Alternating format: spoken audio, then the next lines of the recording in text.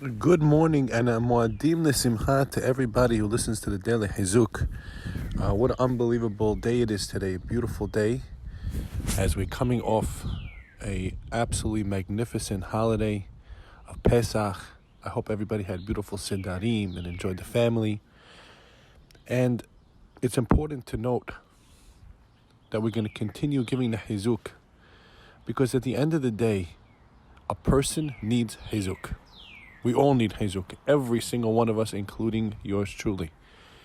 I saw something beautiful during the Seder. We know that the matzah that we eat is representative of the work that we used to do as slaves. We used to eat matzah because it stays in your belly a very long time. So we were given as slaves this type of bread.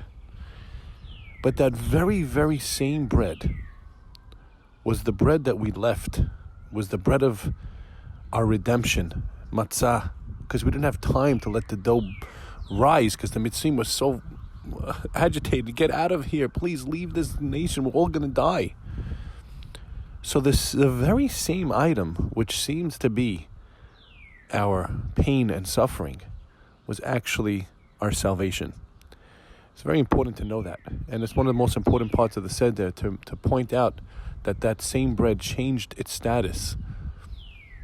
Whatever we're going through in life, we have to know that always that very difficulty has the salvation in it. We see this in the physical world also. Antibiotics has some of the actual sickness in the actual medicine.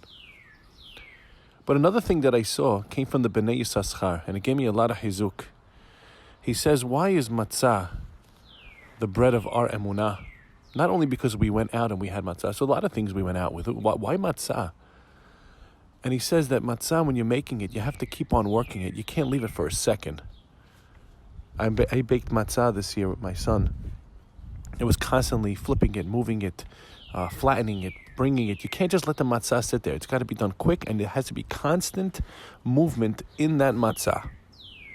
He says emunah is the same way, says the Bnei Yissaschar. Emunah is the same way. Hizuk is the same way. Belief in Hashem is the same way. If you don't work it, it will not be there. You need to continuously work on your emunah. You got to continuously work on the Hizuk. You have to continuously work on growing. Which leads me to tell you what we're going to be trying to focus on. We're in the Omer now. We count the Omer. We started on the second night, and we're on day 3 right now. And the counting of the Omer really is absolutely amazing because we brought in the Beit HaMikdash an offering to God that was made out of barley. And barley is the food of animals. People don't eat barley for the most part, except for very, very specific cases. However, after 49 days came Shavuot, and then we brought bread. So one of the only times in the Beit HaMikdash that bread was brought as a korban. And the rabbis tell us that in those 49 days, our job is to do what our forefathers did. When they left Mitzrayim, they were on the 49th level of impurity. And it took them 49 days till they got the Torah, till they were at the level more than angels. They saw Hashem, they were on the highest level and received the Torah. We have that same job now. We have to go from being based on our desires and our just doing what we want to do to becoming refined human beings. And that's what representative of the fact that we go from eating barley on the first day to bread. Because now you could have bread on Shavuot. Now you could eat the bread of humans. Because now you worked on yourself and you became the greatest of all creations, a Ben Adam, a human being. So every day of the Omer, there's a different aspect that we have to work on. I'm going to give you just a very, very, very brief introduction, and then we'll be able to reference these ideas on a daily basis. Some of these things that I'm telling you is based on a beautiful book by Rav Frisch, Zecher Tzadik Livracha. He was one of the foremost students of Rav Yaakov Hillel.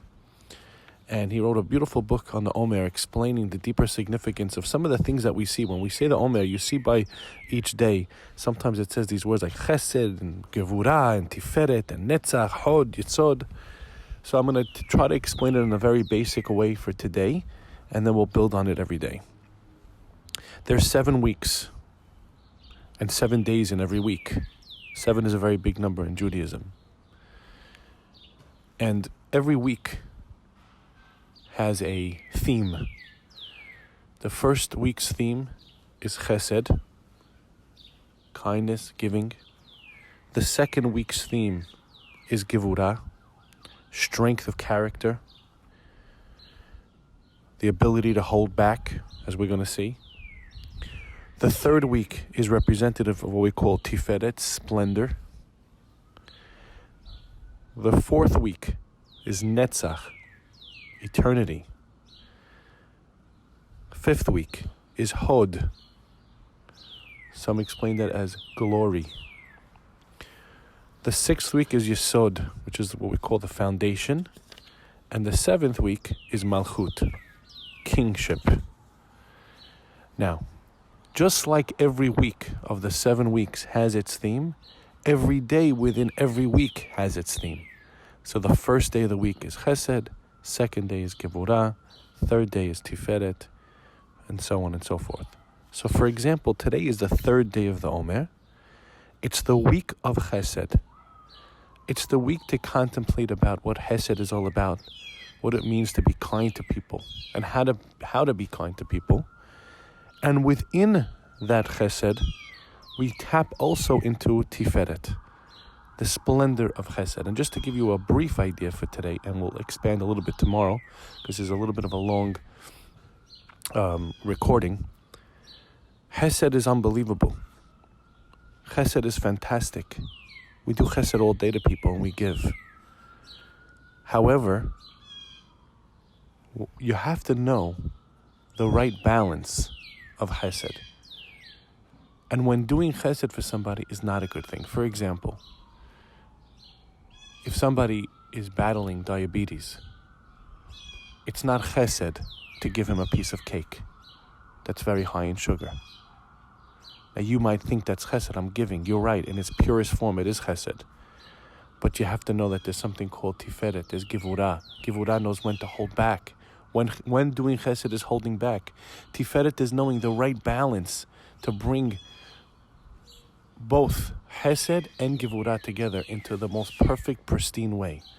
And that's what we focus on a day like today, on the 3rd day of the Omer, which is Tiferet Sheba Chesed.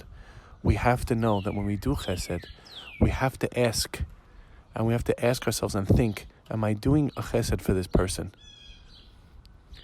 There's a Gemara in Masechet Berachot that hints to when Moshe Rabbeinu was praying to Hashem to save us after the sin of the golden calf.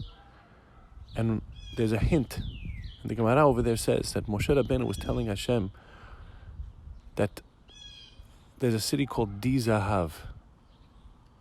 And our rabbis tell us that wasn't really a city that Moshe Rabbeinu was talking about when he was talking about the different places that the Bnei Yisrael stopped in. But he was hinting to the word Dai. Dai Zahav. Hashem, you gave them too much Zahav. You gave them too much gold and silver when they left Mitzrayim. That's what caused them to make the Het HaEgel. That's a very deep Gemara.